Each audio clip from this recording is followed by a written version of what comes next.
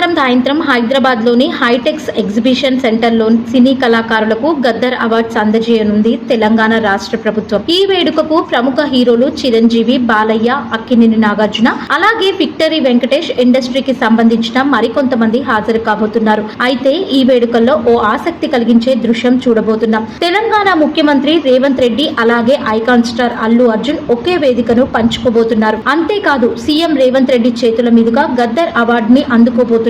పుష్ప సినిమాలో అల్లు అర్జున్ నటనను గుర్తించిన తెలంగాణ రాష్ట్ర ప్రభుత్వం గద్దర్ అవార్డు ప్రకటించింది. అయితే సంధ్యా థియేటర్ తొక్కిసలాట సంఘటన తర్వాత రేవంత్ రెడ్డి ప్రభుత్వం అల్లు అర్జున్ ను అరెస్టు చేసిన సంగతి తెలిసిందే. అప్పటి నుంచి అల్లు అర్జున్ రేవంత్ కలయిక ఒక ఆసక్తి కలిగించే విషయంగా మారిపోయింది.